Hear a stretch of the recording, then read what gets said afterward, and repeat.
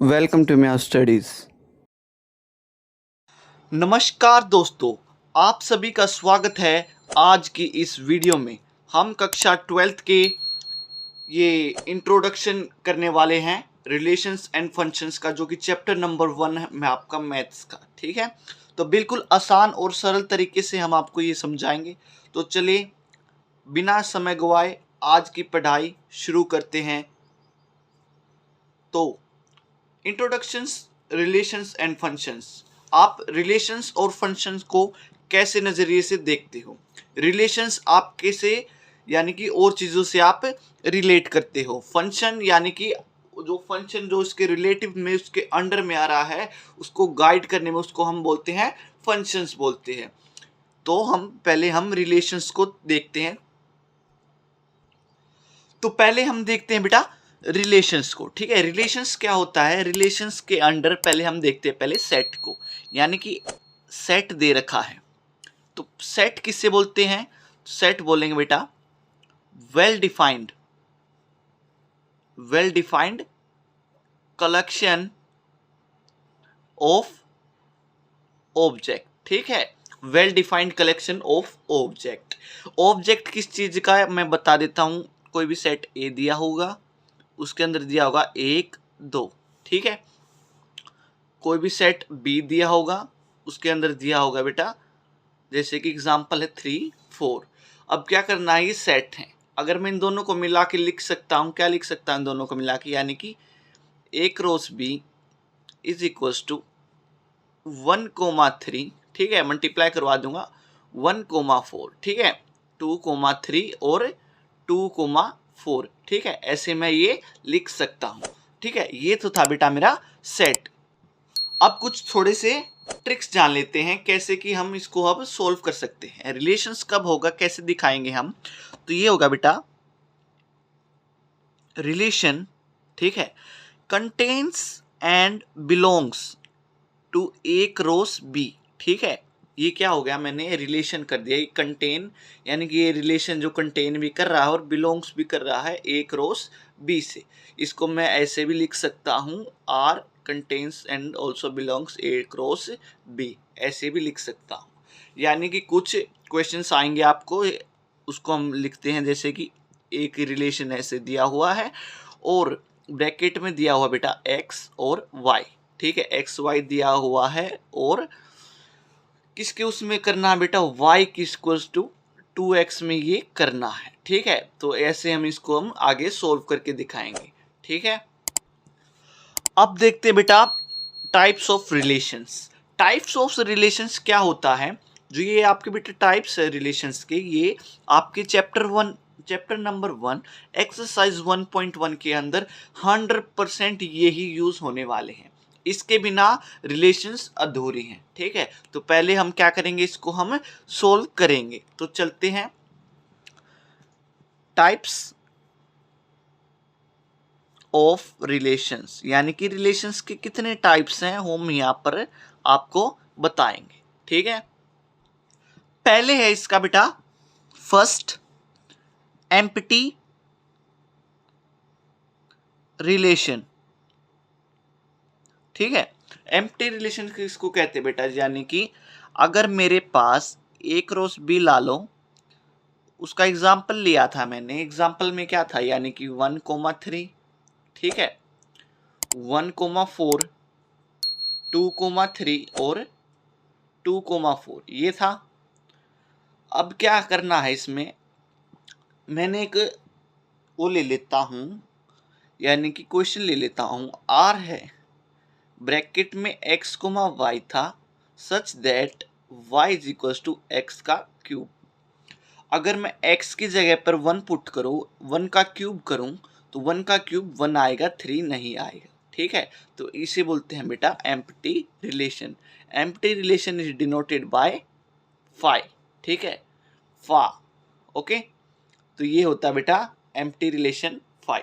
अब चलते हैं नेक्स्ट पर, सेकंड करते हैं। सेकंड क्या है बेटा, यूनिवर्सल रिलेशन। यूनिवर्सल रिलेशंस क्या होता है? जो सारी की सारी जो आपकी वो है ना, यानी सारी की सारी जो आपके सेट हैं उनको एक रिलेशन में लिखें।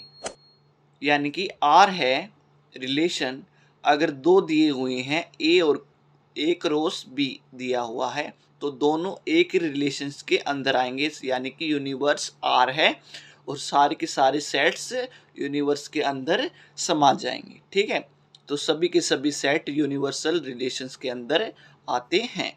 थर्ड देखते हैं। थर्ड, अब बेटा जो आपका यूनिवर्सल रिलेशंस है ना, इसके अंदर आपके तीन और आते हैं। यानी कि फर्स्ट उसके अंदर मैं लिख लेता हूं, यानी कि रिफ्लेक्सिव, सेकंड सिमेट्रिक, और थर्ड इज आपका ट्रांजिटिव। ठीक है बेटा, ये है आपके तीन रिलेशंस।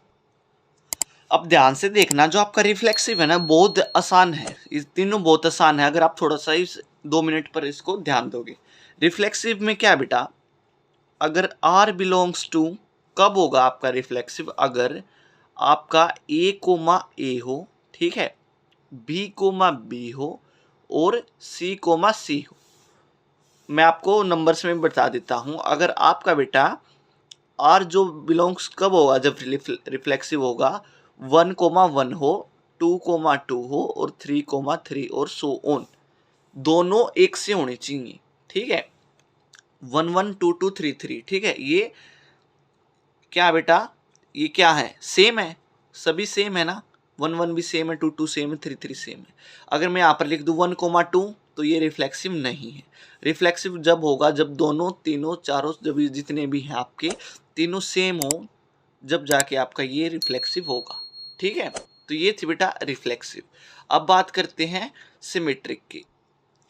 सिमेट्रिक देखते हैं, अगर R बिलोंग्स टू, यानी कि A कोमा B दे रखा है, यानी कि B को A comma B belongs to R, ठीक है, R को बिलोंग्स करता हो, ठीक है, और B कोमा A भी बिलोंग्स करता हो R को, जब जाके ये सिमेट्रिक होगा। यानी कि मैं यहां पर बता देता हूं, सिमेट्रिक कब होगा, अगर आपके सेट में 1,2 दिया हो, ठीक है, और उसमें बेटा 2,1 होना चाहिए, जब जाके ये सिमेट्रिक होगा। अगर मैं दे दूं बेटा 1,1, 1,2, 1,3, 2,1, 2,2, 2,3, मैंने आपको ये दे दिया।